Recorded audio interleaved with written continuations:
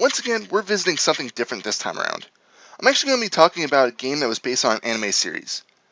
I'm not a huge anime fan, but I've actually seen someone playing this and thought, huh, this one actually looks pretty good. It's called Ghost in the Shell Standalone Complex for PlayStation 2. I'll admit, the story got me confused.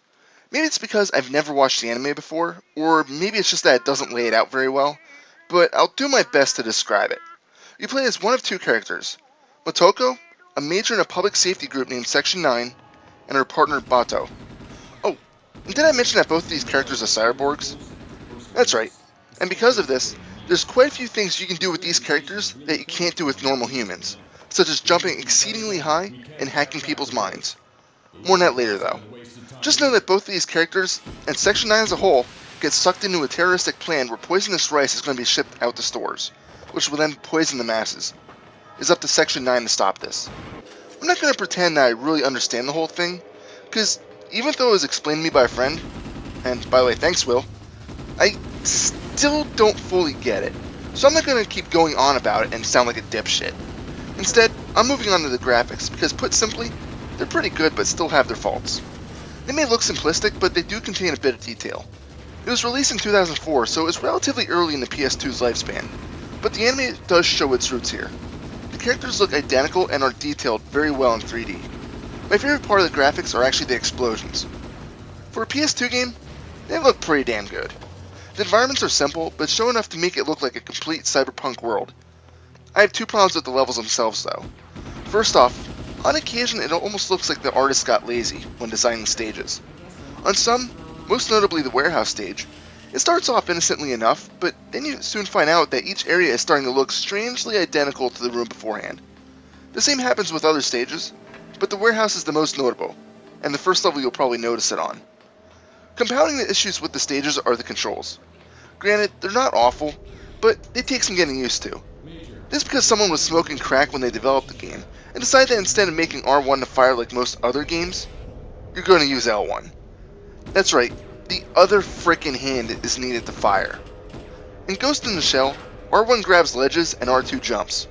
L1 is used for your primary weapon, and L2 is used for a secondary weapon, whether it be melee attacks, grenades, or throwing knives.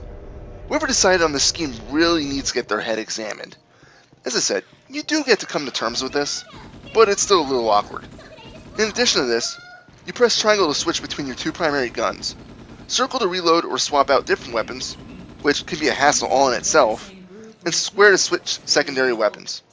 X is just used as an action button, so it'll open doors, hack enemy brains, and the such. Before I move on to the hacking, let me point out one more thing about the controls. When playing as Motoko, you get access to what I consider a double wall jump. To do this, you just jump at a wall, press R2 again to jump off, and if you need to, hit another wall and repeat. This sounds easy enough, but it's far from it. Motoko, even though she's a cyborg, doesn't seem to have a sense of control. When hopping around, she will often go in the direction that is most illogical, and because of this will fall to her doom. This can be incredibly frustrating when the checkpoints are sparse. Even worse, the game has a serious lack of direction. Every once in a while you'll get to a marker telling you where you're supposed to go, but it's not always there. When getting to platforming sections, sometimes you just need to guess on where the game wants you to be. If you guess wrong, you'll probably have to make up a minute or two to get back where you need to be. It's just too inconsistent on showing you your objective. I'm not saying your hand should be held the entire time, but instead, just offer to give me a hint, or just always show me the objective marker. Don't make me guess and then die stupidly. So let's move on to the hacking. All of your enemies are cyborgs, and because of this, some of them will show an arrow marker when they fall. If you can get to the corpse and press X, you'll obtain at minimum something called a unit ID. What this does is show you where the poor sap's partners are at. These are shown using yellow arrows. However, you also get the chance to get a hacking code. This is designated by the blue arrows. By pressing X at one of these guys, as long as you're in the line of sight in one way or another, you'll attempt a small minigame where you have to interlock two sets of rotating wheels with notches on them. The actual amount that you'll need to complete range between 1 or 3, and depends on the difficulty of the soldier itself. Completing this allows you to control your adversary for about 20 to 40 seconds. You can play this guy as a temporary partner and attack his cohorts. When done or killed, he'll just fall. Pressing X will allow you to abort control at any time, but it's really not necessary. If you destroyed all of your enemies and still have time left, it's still more fun to have the hacked enemy lead to his death. It's twisted, I know, but strangely fascinating at the same time. When running around in the stages, you'll often need to interact with certain objects. This isn't normally a problem, but once again, the game often doesn't flat out tell you that you can use it. Many monitors and such will have glowing screens, but in the second stage you'll be in a parking garage and need to get a ticket. The ticket machine doesn't stand out in any way, shape, or form, and for the most part just looks like part of the scenery. It wouldn't have hurt to place an objective marker there, or even better, show a little X or something near it designating that you can interact with it.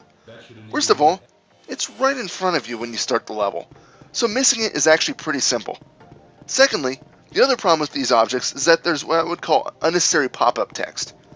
Yes, there's dialogue that's spoken and also gets displayed as text. I'm fine with that. What I'm not cool with are the damn green screens that come up every time you interact with a monitor or elevator panel.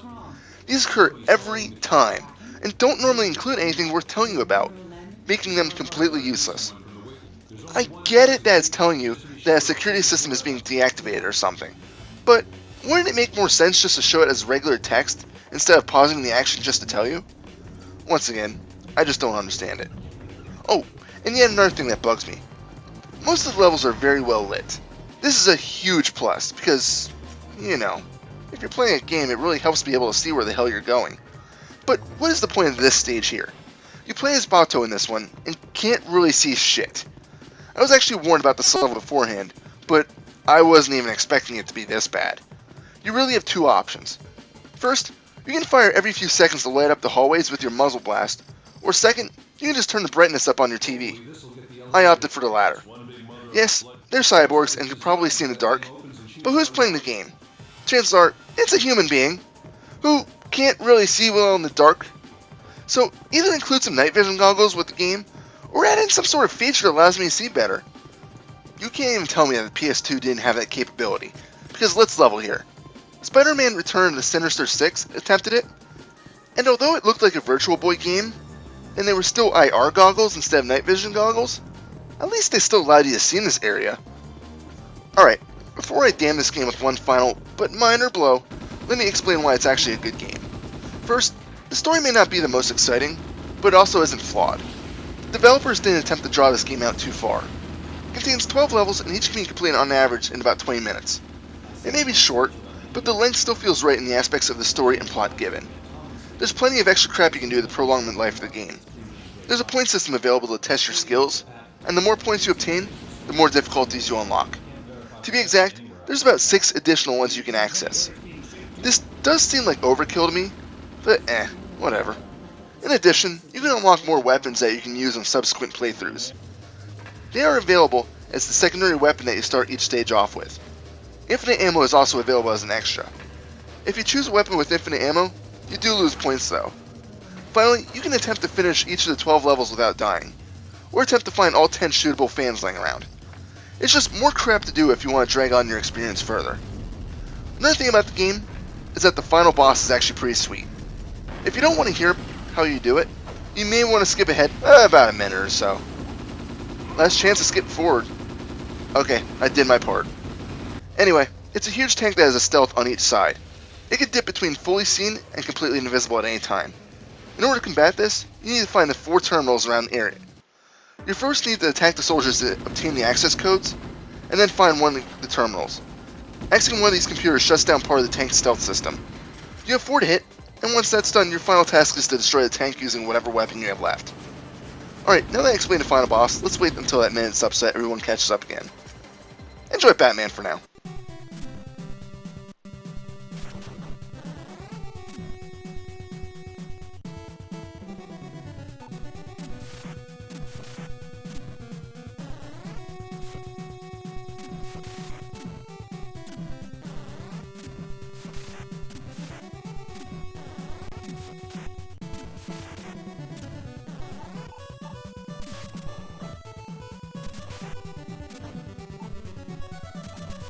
Okay, by now everybody should be back together. I won't spoil the ending for you, but it's pretty entertaining.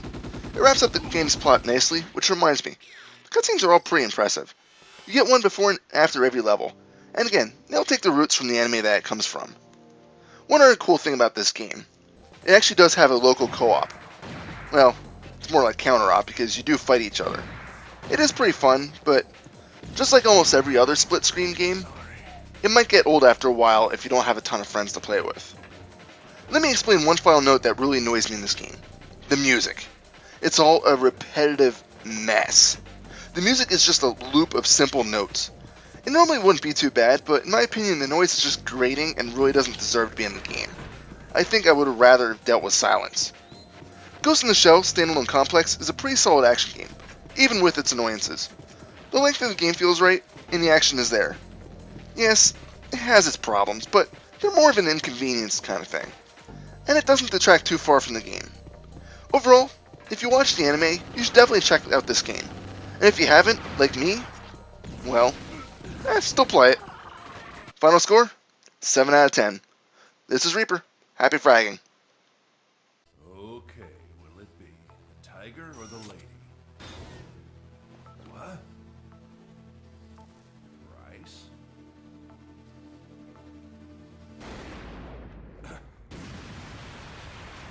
Still got company. Mr. Bato! Where are the terrorists? Are they hiding? They're all gone. See? I told you we should have hurried up and gotten here sooner! What? It wasn't my fault! It's because you were being stingy with the grenades! Yeah, but if we ran out of them, we'd be in really big trouble later! Whatever. Just make sure you come quicker from now on. Yes, sir!